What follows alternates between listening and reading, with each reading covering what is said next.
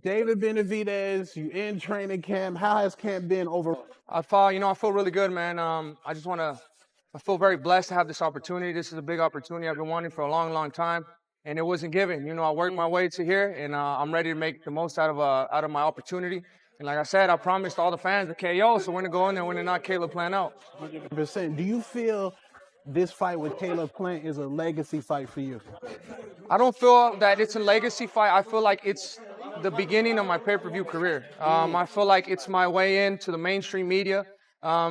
Everything I said I was gonna do when I was a little kid, this is the start of it. Because I know after I get this win, I'm gonna get a lot of recognition, and that's when the big pay-per-view fights come. And I just want to be known as one of the best of my generation by the time I finish my boxing career.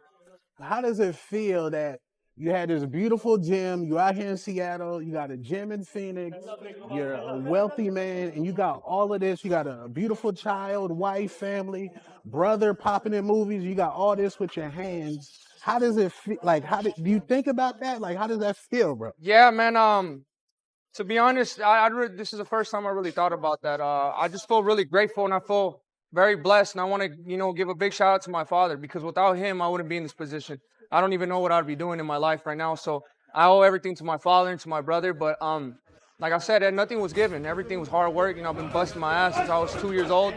I've been working hard, and we earned everything. And now that I'm in a position, I've been a world champion. Fighting for another belt soon. I have guys that train with me. These are all my guys, all my teammates. So I feel like it's my responsibility to lead them to the right way. And that's exactly what we're doing. I don't want to just be a world champion. I want to be a motivator, and I want to be an inspiration to my people. Okay. Caleb Plant, he fought Canelo. Canelo stopped him. Do you feel any pressure to outdo what Canelo did to Caleb? Yeah, I don't feel like it's any pressure. It's just something I really want to do.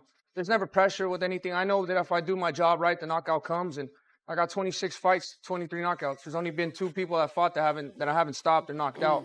So I know whoever I put my hands on, I'm gonna hurt. And especially right now, mentally, physically, emotionally, I'm in the best state of my life right now, and I'm just ready to give the fans what they want to see. Okay, I feel you deserve a shot. You put in the work. But what do you say to people that, like, Canelo, he's fighting John Ryder in Mexico. Then Berlanga just signed over there, and he's lined up for Canelo fight. How do you feel when people are okay with them, Canelo fighting them, but when they mention David Benavidez, it's always, he ain't make weight. What do you think about that? I feel like I don't really pay too much attention to that, because once the smoke clears up, you're going to see who the real ones are, the best ones are going to be the last one left. And I'm going to be in the mix. You know what I mean? If they don't want to give me the chance now, the opportunity now, I'm not going nowhere. I'm going to keep winning until I get the opportunity. And if I got to earn it the hard way, I'm earning it the hard way, but I'm not going nowhere. Okay. Would you, because I heard you say you would, after you beat Caleb Plant, Charlo, Boo Boo Andrade, David Morrell, would you go in that line with no tune-ups in between, like just a straight line? Yeah, definitely. I feel like I had too much, not tune-ups, but I've already faced the lower opposition. Now I want to face the lead opposition, and not for anything else, but I don't want to challenge myself. I want to really know for myself that I am the best, and I stay working hard, and I know I could stop all these guys. So I'm willing to go into a fight with whoever. I don't care. My job is to be the best and to be the champion. I got the interim belt, so I'm ready to face whoever. I don't care who it is.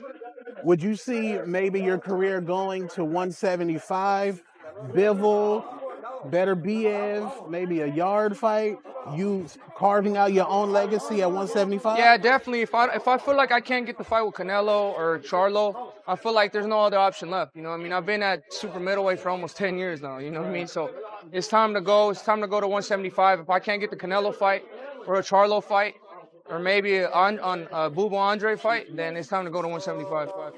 That's what's up. So I got to ask you, because you and Caleb, y'all been petty against each other, the press conference.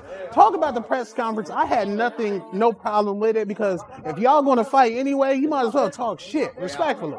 I feel like some of these fans, they need to stop being so goddamn soft, bro. At the end of the day, when they fight, when they try to fuck each other up. So, what would the WWE be like without no drama?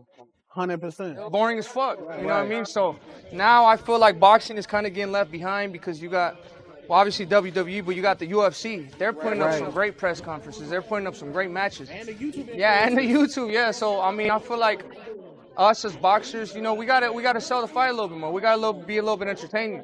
That's why I had such big problem with Caleb Plant. He's talking all this shit. But when he sees me at the press conference, he has his fucking hands in his pocket. He doesn't want to say nothing, you know what I mean? So, but as soon as he gets off the stage, he's talking shit, you know what I mean? So but as a person, as a fighter, I've been doing this for a long time. I know he's scared because of that and that alone. If somebody's talking shit to you and he calls you a bitch, are you gonna just keep your hands in your pocket and not look at somebody? You're gonna look at him in the eyes and see what's up, you know what I mean? So I know. That's how I know Caleb Plant, that he doesn't have that in him. So I'm gonna go in there and I'm gonna take everything from him. How do you feel about, because recently he purchased DavidBenavidez.com. How you feel about? To be honest, I don't care about none of that. When I bought the website like 5 years ago, it was already taken. You know, DavidBenavidez.com was taken. So, you know, there's nothing I could do about it. But now that it comes up, he's trying to make it seem like he's playing mind games with me. I really don't care about that. You know, I'm still making my money. I'm not losing any money on the website. I'm still making my shit. You know what I mean? So that stuff doesn't work with me. You know, I feel like he knows the times. It's counting down. His time is coming. So, I mean, I'm just ready to go in there and take his ass apart. Do you notice that in the Canelo fight, he kind of faded after the 5th round? Like, you see that? So, I mean, that tends to happen with a lot of his fights. You see the fight with Uskataki, he did great the first 8 rounds. But then the last 4 rounds, you know, he was getting caught a lot. He got his eye cut. He won the fight. Then he fights Caleb Truax. He kind of seems just to coast with Canelo. You know, he did good the first rounds. And then Canelo is hitting his ass with body shots. You know, he's taking the tires out with the body shots. And as you can see in my sparring session right now, I love to go to the body. You know what I mean? So he has a big problem in front of him. But I don't see the way I'm preparing for Caleb Plant. I'm not preparing for him to be tired. I'm preparing for him to be the best he's ever been. You know what I mean? So that's why I know my game has to be elevated, and that's why I'm training so hard, because I'm preparing for the best Caleb Plant ever. But we're still gonna go in there, overcome any challenges, and we're gonna get the victory.